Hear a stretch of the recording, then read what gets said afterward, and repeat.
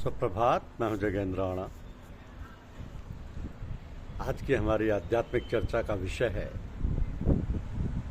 भौतिक संपदा और भक्ति संपदा। भौतिक संपदा और भक्ति संपदा। हम मनुष्यों की प्रकृति 3 गुणों से मिलकर बनी है: सतोगुण, रजोगुण और तमोगुण।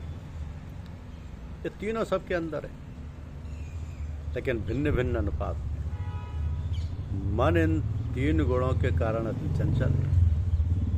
शरीर, मन और प्राण में मन बीच की कड़ी है, तो हम 24 घंटों में इन तीनों में आते जाते रहते हैं। मन ही हमें शरीर में लाता है और मन ही प्राण भी ले जाता है। मन एवं मनुष्यानाम कारणम बंधो मोक्षियो। ये मन माया का प्रतिनिधि है और अति चंचल है। तो हम दिन भर जितने व्यक्तियों के संपर्क में आते हैं, जो कार्य करते हैं, जो सोचते हैं, पुरानी स्मृतियां, संस्कार, ये सभी हमारे मन को अपने स्थूल सूक्ष्म तरंगों द्वारा चंचल करते रहते हैं। माया नहीं चाहती है कि आपकी सूरत या प्राण शब्द व प्रकाश में जाए। ये मन चतुष्टय दिखलाई नहीं देती, इसलिए समझ से परे और नियंत्रण में भी नहीं। संतों ने इस मन का स्वरूप पहचाना कि ये मन त्रिगुण का मेल है। अतः त्रिगुणात्मक का मेल मन हमारे बस में रहे, इसके लिए संतों ने इनके काट के 3 युक्तियां बनाई: सुमिरन, ध्यान और भजन। क्योंकि तीनों गुण सबके अंदर हैं, इसलिए तीनों सुमिरन, ध्यान, भजन सबके लिए हैं। संतों की इस खोज की विशेषता यह है कि मनुष्य चाहे किसी भी प्रकृति का, उसका काम इन तीनों से अवश्य बन जाता है। हाथी अंकुश से बस में आता है, घोड़ा लगाम से बस में आता है, मगर ये अति चंचल मन किसी प्रकार काबू में नहीं आता। संतों ने खोज की और खोज का सरल तरीका यह है कि सुमिरन, ध्यान और भजन किया जाए। मन को एकाग्र करने के लिए, नियंत्रण में रखने के लिए तन थिर मन थिर बचन थिर सूरत निरत थिर होए। कहे कबीर एक पलक को कल्प न पावे कोई। अर्थात मन शांत होने पर एवं मन को उलटने पर सूरत शब्द सुनती है और प्रकाश देखती है। तो सतलोक के आगे जहाँ सूरत का गम नहीं है, वहाँ निरत साक्षी और निराकार का अनुभव करती है।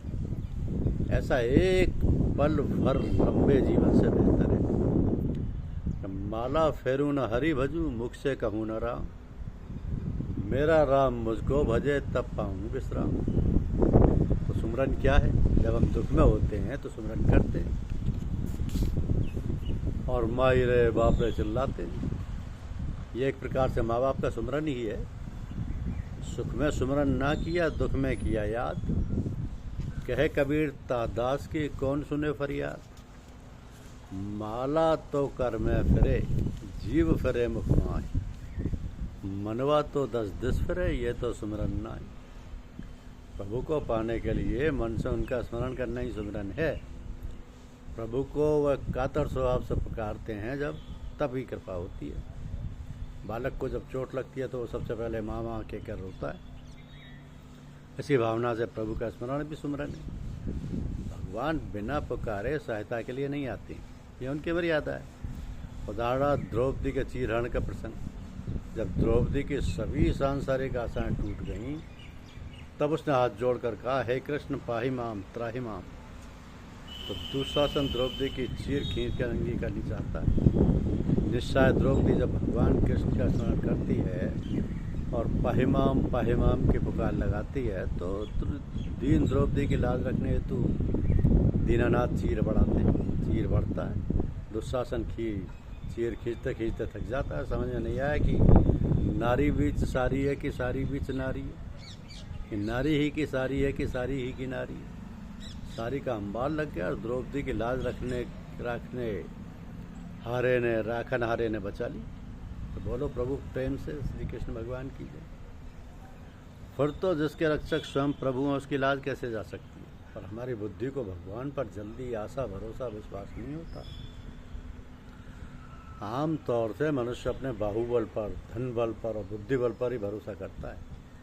माया ने भ्रूमध्य में स्थित कपाट को बंद कर रखा है, जिससे आत्मा परमात्मा से ना मिल सके। यदि घर में मालिक हों और दरवाज़ा बंद हो, और यदि अंदर जाने वाले व्यक्ति दीवार पर इधर उधर आवाज़ दे, तो मालिक नहीं सुन सकेगा और दरवाज़ा नहीं खुलेगा। परंतु जब ठीक स्थान यानी दरवाज़ा पर आवाज़ देगा, सुमिरन करेगा, पुकारेगा, तो मालिक अवश्य ही सुनेगा। तो अंदर जाने के लिए दरवाज़ा खुलेगा। द्वार धनी के पड़ा रहे, धक्का धनी के खाए, कबो एक धनी नवाजे, दो द्वार छोड़ना जाए। तो भूमध्य यानी जो ब्रह्मांड शरीर में प्रवेश का दरवाज़ा है, उसमें मन को एकाग्र करके स्वामी का मन से स्मरण कीजिए। यही सुमरन है। क्या सुमरन करते रहने के लिए ही सुमरन करते हैं, या इसका कोई उद्देश्य भी है? सुमरन से मन एकाग्र हो जाता है। मन की वृत्तियों को रोकने के लिए सुमरन किया जाता है। सहारे के लिए शिष्य की रुचि के अनुरूप ही सतगुरु राम, ओम, राधा स्वामी, अल्लाह आदि में से किसी नाम का दान देते हैं। तो सदगुरु ही नाम के धनी हैं, और वे जो नाम दें उसी के सारे सुमरन करते हैं। सुमरन की परिपक्व अवस्था में नाद ध्वनि सुनाई देने लगती है। तब नाम का सुमरन बंद कर सूरत नाद सुनने लगती है। और रात किसी कमरे में जब सामान भरा होता है, तो किसी की आवाज़ की प्रतिध्वनि की गूंज नहीं सुनाई पड़ती, परंतु जब कमरा खाली हो जाता है तो प्रतिध्वनि की गूंज सुनाई पड़ने लगती है। इसी प्रकार जब हमारे घट में काम, क्रोध, लोभ, मोह, अहंकार इत्यादि का मैल भरा रहता है, तब तक मनुष्य के अंदर घटकाश में स्थित सत की ध्वनि सुनाई नहीं पड़ती, एवं प्रकाश भी दिखाई नहीं पड़ता है।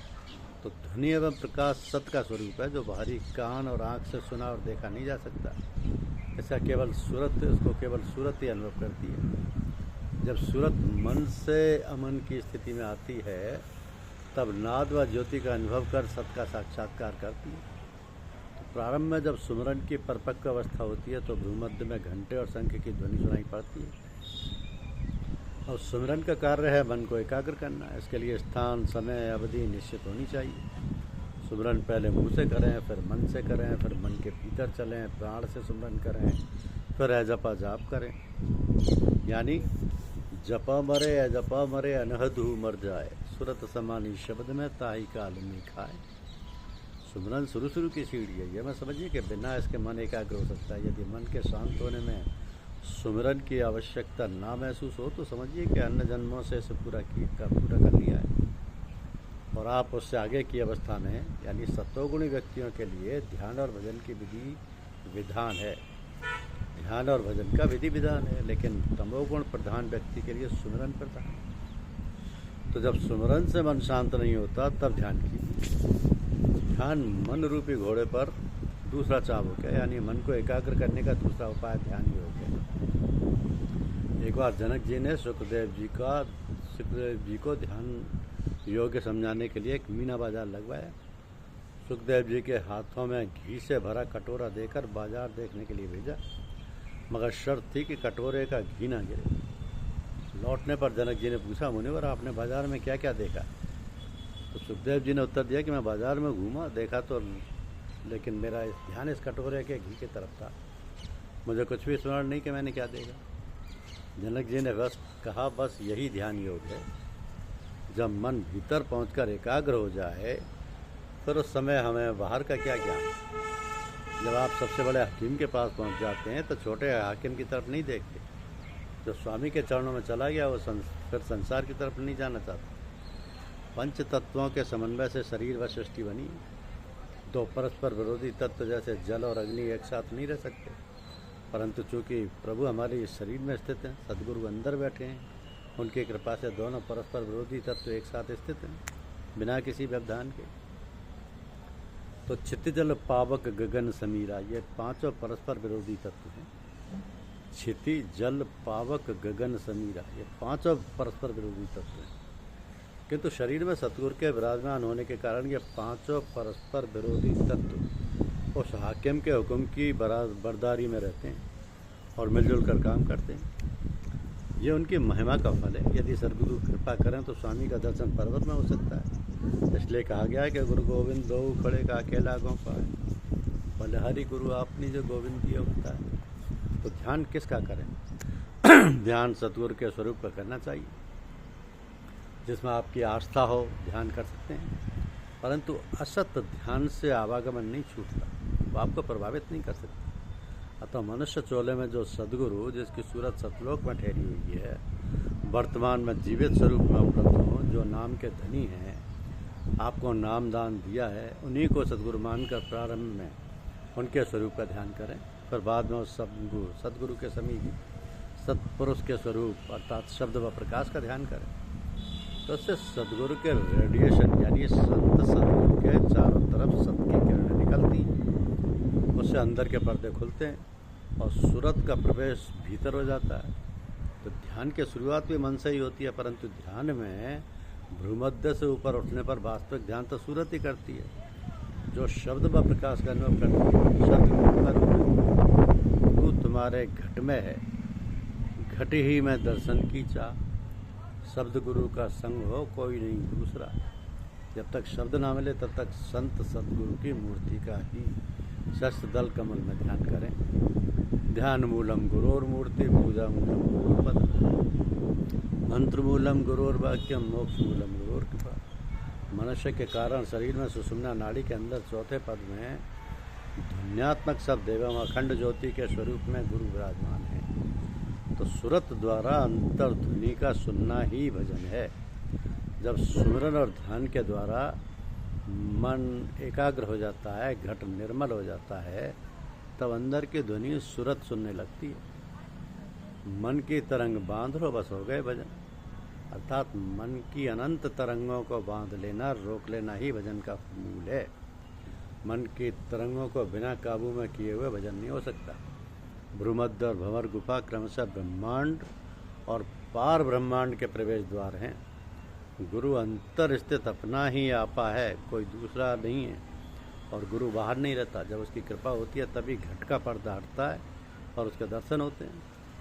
सोई जाने जय उद्देव जनाई, जानत तुम्हें तुम्हें सो हो जाई। सुरत समानी शब्द में प्रकटी ज्योत अनंत, स्वामी सेवक एक संग, खेल सदा बसंत। तो जैसे बिना गिनती के पारा नहीं आता, वैसे बिना सुमरन के ध्यान नहीं बनता, और बिना सुमरन ध्यान के भजन नहीं बनता। तो सुमरन ध्यान भजन एक ही वृक्ष के जड़ तना और फल फूल हैं, क्योंकि सतोगुण रजोगुण तमोगुण सब में, इसलिए उसके काट भजन ध्यान सुमरन की आवश्यकता सबको है।